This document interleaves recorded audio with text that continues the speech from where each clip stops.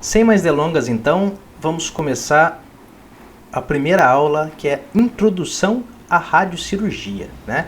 Primeiro, o que é a radiocirurgia, né? O que quer dizer esse nome radiocirurgia, né? Por que tem esse nome?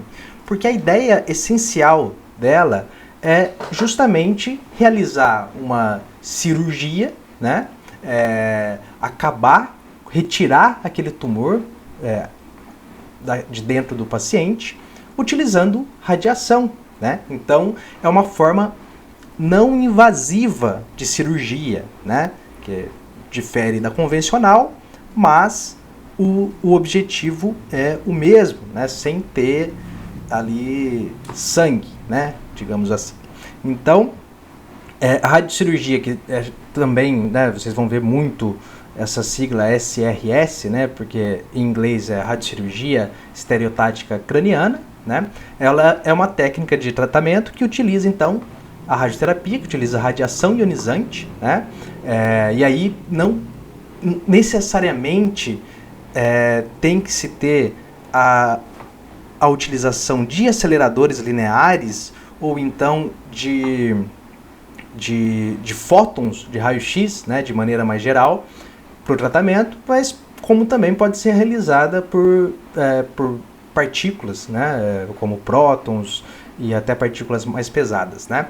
O que interessa é a ideia, que é utilizar uma alta dose de radiação para acabar, né, com o tumor, né?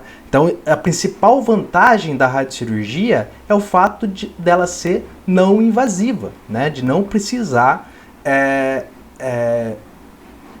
abrir o paciente, para não precisar fazer uma intervenção cirúrgica convencional para acabar com o tumor, né? Bom, qual que é a diferença da radiocirurgia para os tratamentos convencionais de radioterapia? Por que existe essa distinção na nomenclatura, no modo de se encarar essa técnica? É que, diferentemente da radioterapia convencional, onde se utiliza doses mais baixas, ali entre 2 grays até 2, 3 grays, né? 1,8, 2, 3 grays. Na radiocirurgia vai se utilizar doses bastante altas, né? 20 grays, 22 grays, 24 grays, que serão entregues em uma fração apenas, ou se caso a lesão seja maior, né, caso seja uma lesão grande, poderá ser feita de maneira fracionada, mas em poucas frações, né? Um tratamento de radioterapia convencional, ele dura ali em média 25 sessões, né, 30 sessões, se for paliativo, 10 sessões de 300, né?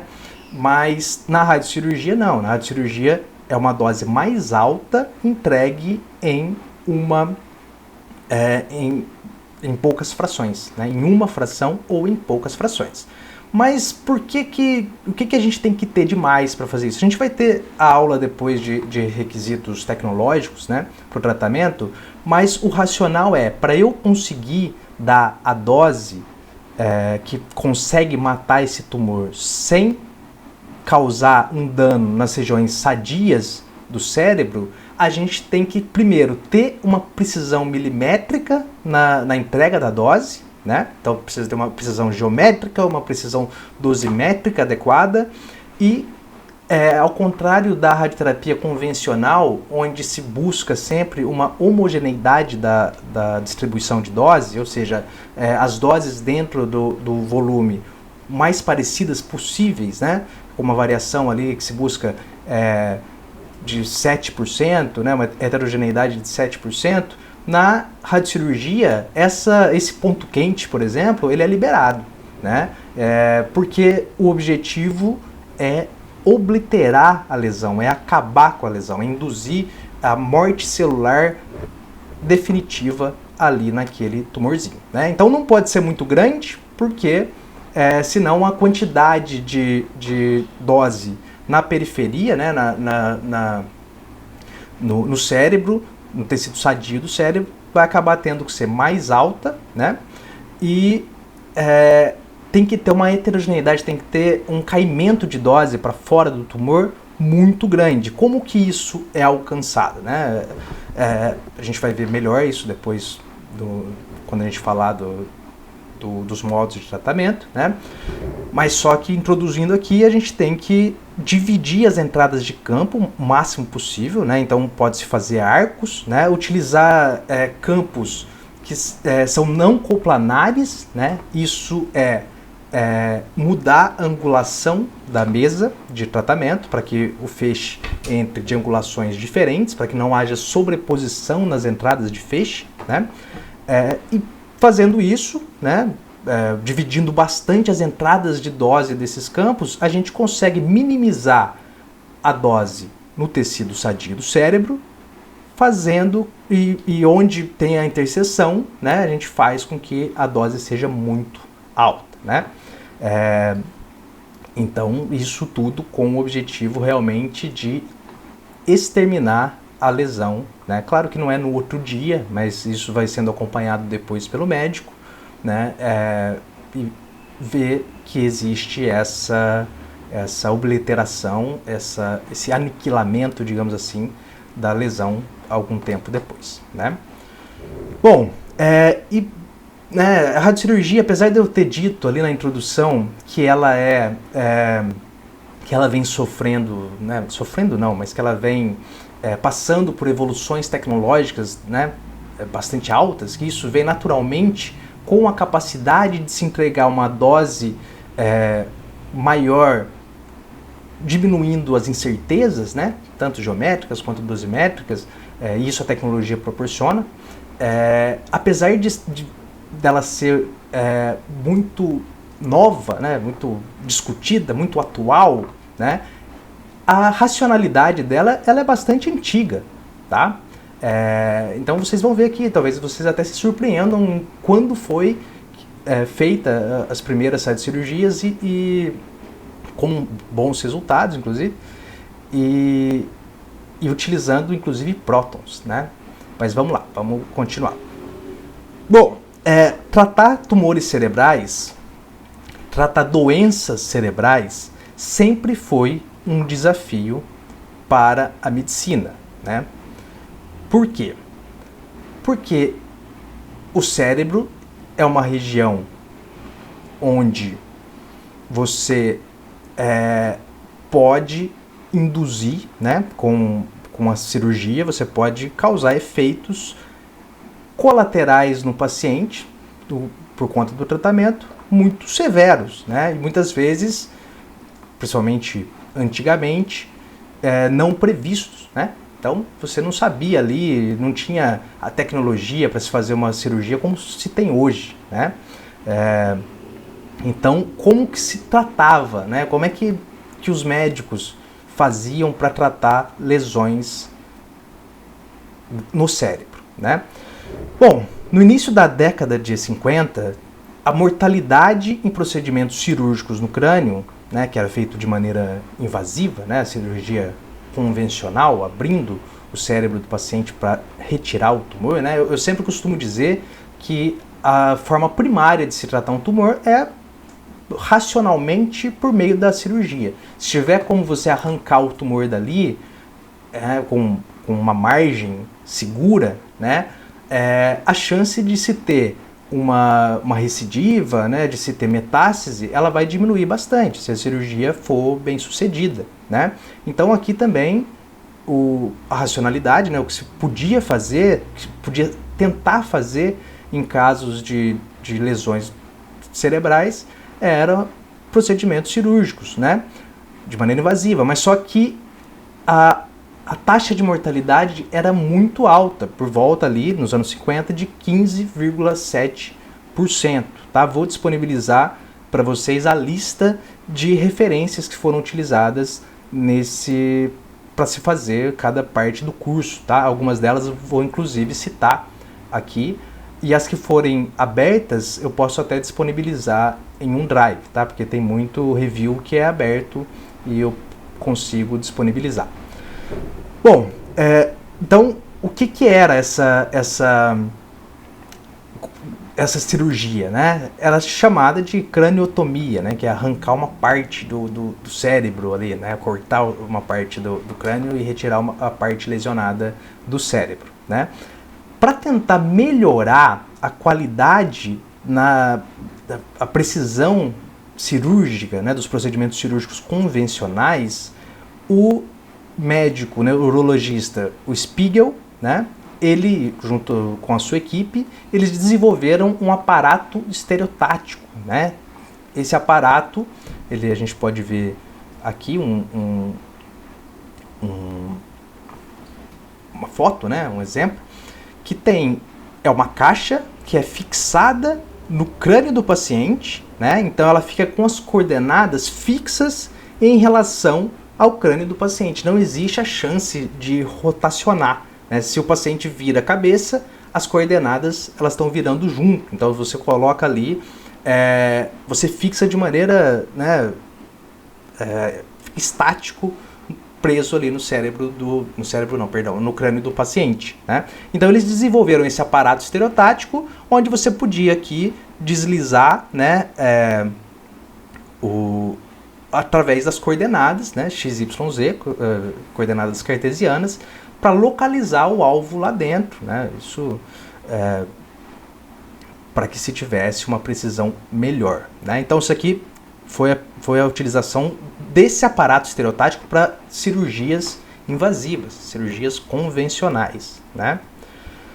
Bom, esse aparato estereotático, né, aqui tem outro exemplinho, né, isso pode variar. A ideia do aparato estereotático é isso, fixar uma caixa que tenha as coordenadas cartesianas que permitem localizar esse alvo ali dentro, né? Então, com esse aparato, na década de 50, né, foram realizados cerca de 25 mil procedimentos, né? No caso aqui, para tratamento de desordens motoras, né? Então não era um tumor cerebral, não, era para tratar desordens neurológicas, né? Como a gente vai ver que é utilizado ainda hoje, a radiocirurgia pode ser utilizada para tratamentos de doenças desse tipo, né? Que são doenças não malignas, né? E reduziu a taxa de mortalidade desses procedimentos em aproximadamente 2%. Então passou aqui de 15,7%, né, para 2%, uma melhora significativa, né? Bom, aí que entra o nosso querido Lexell, né? O Lexell, ele é o pai da radiocirurgia, ele é considerado o pai da radiocirurgia porque ele utilizou isso de maneira até paralela, né? essa lógica do aparato estereotático, né? Ele também era neurologista, né? E ele acreditava que, primeiro, ele era sueco, né? Lars Lexell, depois ele foi um dos fundadores de uma empresa conhecida como Elekta, né? Então a Elekta, ela teve como fundador o Lexell, né? A Elekta, que é uma das maiores fabricantes de aceleradores lineares do mundo, e ele acreditava que os índices de mortalidade e das complicações cirúrgicas cranianas, elas eram consequência dos procedimentos invasivos, né? Até aí tudo bem. Bom, a ideia dele então era utilizar radiação no tratamento dessas lesões, né? Lembrando que aqui era 1950, né? Então já se tinha desenvolvido bastante a radioterapia, né? A utilização da radioterapia, ela era bastante utilizada, né? Com cobalto, a braquiterapia era bastante utilizada. Então era uma técnica de tratamento de tumores malignos já sendo ali consolidada, né? Na década de 50, tinha ortovoltagem bastante utilizada também, né? Então a ideia dele era utilizar o aparato para localizar a lesão e dali mirar para ela, né, diversos feixes para que se houvesse, para conseguir matar essas células tumorais, né? E vamos dizer aqui que essa era uma ideia do Lexell, né? Não se tinha ali conhecimento sobre radiobiologia, né? De se utilizar qual que é a dose que se tem que utilizar, né? A ideia era essa, a racionalidade por trás da ideia era essa, né? Então, o que ele queria, né, com aquilo? Localizar a lesão e aí colocar ela num chamado isocentro, né, que é um ponto único, né, que vai ser localizado por esse aparato estereotático, que a gente vai ter certeza que está posicionado lá porque está fixo, né, o ponto está fixo na cabeça do paciente, né, se o paciente se mover, todo esse sistema de coordenada vai mexer junto, né. E aí a ideia dele era justamente utilizar a feixe de radiação ionizante e causar um dano nesse alvo que matasse o tumor, né? Que induzisse ali uma morte naquelas células tumorais, né? Bom, como eu disse, havia pouco conhecimento sobre os efeitos da radiação, principalmente no sistema nervoso central, né? Então, a ideia ele tinha, mas como transformar isso em realidade, né, para colocar isso na prática, não era tão fácil, tanto por uma questão de conhecimento clínico, como também de ter a técnica, né, conseguir realizar isso de maneira com a precisão necessária, né? Mas a primeira radiocirurgia ela foi realizada em 1951, né, conduzida pelo Lexell, utilizando feixes de raio-x de ortovoltagem de 200 kVp, né? Qual que é o problema disso? O problema disso, desse tratamento, né? Eu não encontrei quais foram os resultados clínicos dessa primeira radiocirurgia, mas só que o feixe era muito baixo, né? Com uma penetrabilidade muito baixa.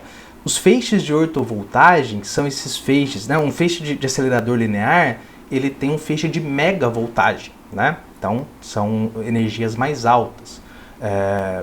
O cobalto, ele naturalmente emite fótons na ordem de megavoltagem, né? Com uma energia média de 1,25 MeV, né?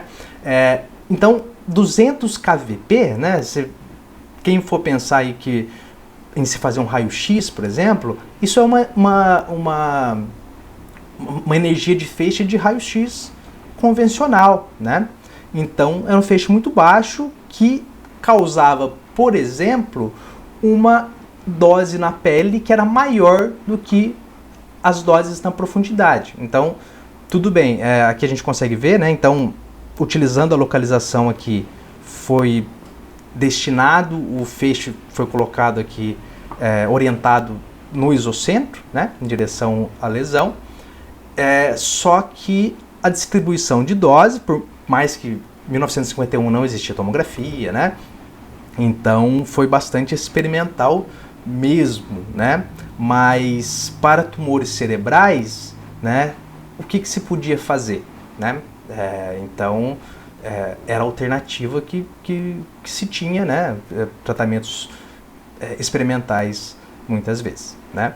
Bom, no início da década de 60, né, o Lexell ele se juntou com dois físicos suecos, né, também, o Liden e o Larsson, e eles desenvolveram então, né, a ideia foi, vamos tentar utilizar prótons para o tratamento, né, o tratamento com prótons, a viabilidade dele se tornou possível, né, financeiramente falando, há não muito tempo, né? Então, a popularização dos Estados Unidos, no Brasil a gente ainda não tem tratamento com prótons, né, por conta do alto custo ainda, mas só que a ideia de se utilizar o tratamento com prótons é bastante antigo, né? Porque se conhece há muito tempo as propriedades do tratamento com prótons, né? As propriedades da interação de um feixe de prótons com o tecido, né? Onde se tem ali o que a gente chama de pico de Bragg, né? Que é uma baixa dose na entrada, né? E depois quando o próton perde velocidade, né? Quando ele desacelera, vai desacelerando, desacelerando, desacelerando, e aí ele toda a energia que ele tem, praticamente, ou grande parte da energia que aquele próton possuía ao entrar, é depositado em uma profundidade, em uma faixa de profundidade muito específica. Então você tem um mundo quase perfeito, que é entregar uma alta dose na profundidade, poupando o trajeto até ali, né? Enfim, no começo da década de 60, então eles fizeram, né? Falaram, olha, vamos utilizar então um acelerador ciclotron, né? Que é um acelerador que era utilizado para pesquisas, né? Um acelerador caro de se construir, né? E uniram essas duas coisas, o acelerador, né? Com prótons, o acelerador de prótons, né? Do ciclotron, com o aparato estereotático do Lexell, né? E aí, em 1960, então, foi realizada a primeira radiocirurgia com feixes de prótons, né? Aqui do lado a gente tem uma imagem desse procedimento sendo realizado, né? Então aqui está o aparato estereotático que está preso aqui, fixo no crânio do paciente, né? E aí ele era fixo já no isocentro, né? E aqui era direcionado então o feixe para a lesão, né? Nesse caso de prótons, não necessariamente tem que se utilizar várias entradas de feixe, né? Pode utilizar, por conta dele ter essa característica de depositar a dose na profundidade, a preocupação com o trajeto é menor do que no feixe de fótons, né? Mas lembrando que a gente não tem prótons no Brasil, né? Então, né, qual que é o problema? Apesar de promissora a ideia de utilizar prótons para tratar, né, para ser implementada nessa ideia do Lexell, era inviável se construir um ciclotron por hospital, né? Ter um ciclotron só destinado a isso. Então, por razões técnicas e financeiras, isso não foi para frente, né? Mas a sua utilização, ela foi um sucesso, e o que freou realmente foi essa dificuldade técnica, né? Bom, mas só que o Lexell, ele não desistia fácil não, tá? Porque ele então desenvolveu um equipamento chamado Gamma Knife, né? Que é um equipamento utilizado ainda hoje, claro que com diversas evoluções, né? Mas utilizado especificamente para o tratamento de radiocirurgia, né? Então, qual que foi a ideia do Lexell? Foi construir um capacete aqui, né, esférico, onde se tem 179 fontes de cobalto, tá? Então, cada esferinha aqui tem dentro dela uma fonte de cobalto, né? E para onde todas essas fontes apontam? Para o isocentro, né? Então todas as aberturas de feixe, elas estão apontadas para um ponto único chamado de isocentro, né? Então isso, claro,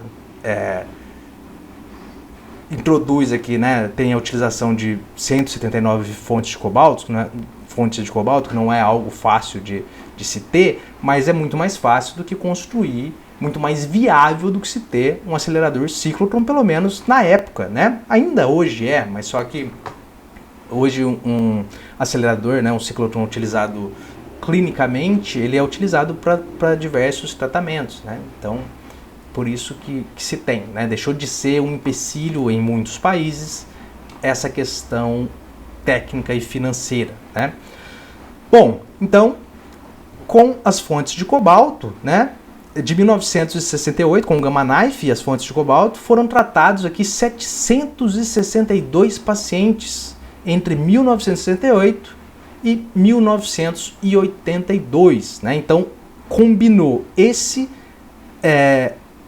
equipamento que tem essas fontes, né, de cobalto com o aparato estereotático criado pelo Lexell, E aí foi possível se tratar com diversos feixes, né, de mega voltagem, porque, como eu já falei antes, o cobalto ele emite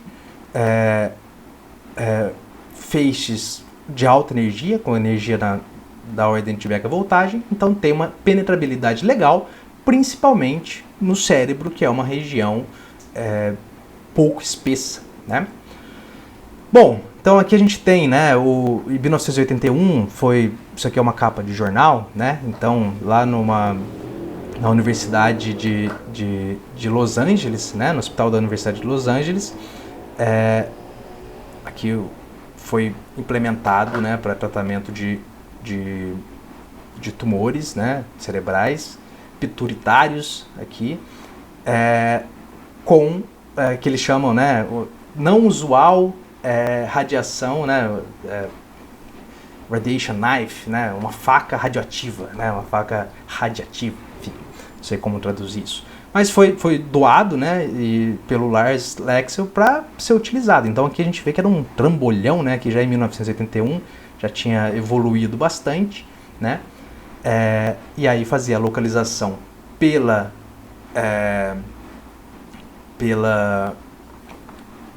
aparato estereotático, e a entrega da dose era feita com as fontes de cobalto.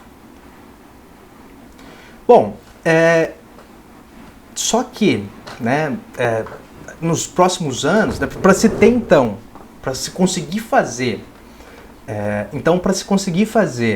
o tratamento com radiocirurgia, até essa época aqui, né, até 1981 ali, era preciso ter um gamma knife, né? Um equipamento com 179 fontes de cobalto, né? Utilizar o aparato estereotático, né? Mas os aceleradores lineares que foram viabilizados ali na década de 70, né? Para o tratamento de radioterapia, eles foram ganhando cada vez mais espaço no mercado, né? Em 1985 foi quando teve ali a igualdade entre o número de aparelhos de cobalto para tratamento convencional, não radiocirurgia, e aceleradores lineares, né? E a lógica era que essa racionalidade, essa técnica de tratamento, que a radiocirurgia fosse adaptada para a utilização em aceleradores lineares, porque aí seria possível uma maior disseminação, né? Então, dentre vários cientistas, né, e aqui, claro que as coisas são construídas ao longo do tempo, né, então vários físicos, vários médicos foram pavimentando para que se utilizasse os aceleradores lineares no tratamento de radiocirurgia, né, e aqui eu coloquei a foto do Lutz, né, que quem aí é físico já ouviu falar ou utiliza, né, o teste de Winston-Lutz, né, que é para verificação da posição do isocentro da máquina, né, e ele foi um dos que contribuiu aqui para que fosse feita essa adaptação, para que se tivesse um sistema dosimétrico de cálculo, né, da dose, e que tivesse essa adaptação da radiocirurgia feita com o gamma knife para os aceleradores lineares, né? A utilização também do mesmo sistema estereotático criado pelo Lexell, né? Então pessoal, essa foi a primeira aula, né? A gente abordou então o que é a radiocirurgia, né? A diferença entre a radiocirurgia e a radioterapia convencional, e também vimos a evolução histórica da utilização dessa técnica para o tratamento de patologias cerebrais, né? Então, na próxima aula a gente vai discutir quais são as indicações clínicas da radiocirurgia, e eu vejo vocês lá então.